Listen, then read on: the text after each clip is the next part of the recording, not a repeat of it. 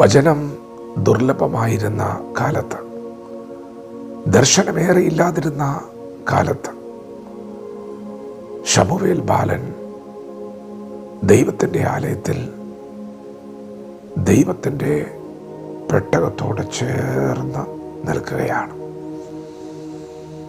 ദൈവത്തെ അറിയാതെ ദൈവത്തെ ശുശ്രൂഷിച്ച നാളുകൾ, അവൻ്റെ ജീവിതത്തിൽ അവൻ നേരിട്ട വലിയ ശൂന്യതകൾ, അതിന് നടുവിലും ദൈവത്തെ കാത്തിരുന്ന ശമൂവേൽ ചില നാളുകൾ കഴിഞ്ഞപ്പോൾ ദൈവം അവനെ വിളിച്ചു. ശമൂവേലേ എന്ന് വിളിച്ചു. ദൈവത്തിൻ്റെ പെട്ടകത്തോട് ചേർന്ന് കിടന്ന ശമൂവേലിനെ ദൈവം വിളിക്കുകയാണ്.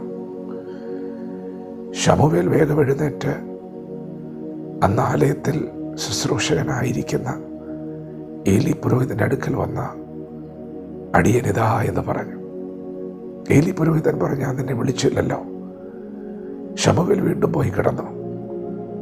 ദൈവം അവനെ വീണ്ടും വിളിച്ചു. ശമൂവേൽ വീണ്ടും പുരോഹിതൻ്റെ അടുക്കൽ ചെല്ലുകയാണ്. അടിയനിതാ എന്ന് പറഞ്ഞു.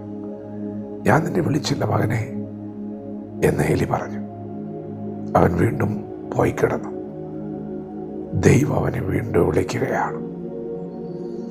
പ്രിയപ്പെട്ടവരെ, ദൈവം ശമൂവേലിനെ വിളിക്കുകയാണ്. അവനത് തിരിച്ചറിയുന്നില്ല. എന്നിട്ടും ദൈവം വിളിക്കുകയാണ്.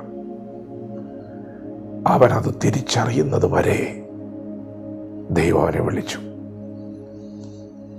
ദർശനമേറെ ഇല്ലാതിരിക്കുന്ന കാലഘട്ടത്തിൽ, വചനം ദുർലഭമായിരിക്കുന്ന കാലഘട്ടത്തിൽ ദൈവത്തോട് പറ്റി ഇരുന്ന ശമൂവേലിനെ ദൈവം വിളിച്ചു. ദൈവത്തോട് പറ്റിയിരിക്കുവാൻ ആരുമില്ലാതിരുന്നത് കൊണ്ടാണ് വചനം ദുർലഭമായത്. ദൈവത്തിന് പറയാനുണ്ട്, ദൈവത്തിന് മനസ്സുണ്ട്, ദർശനമുണ്ട്. ഇന്ന് പകൽ നിങ്ങൾ പറ്റിയിരിക്കുമെങ്കിൽ ദൈവം നിങ്ങളെ വിളിക്കും.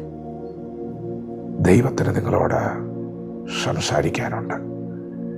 പ്രിയപ്പെട്ടവരെ, അതൊരു തുടക്കമായിരുന്നു.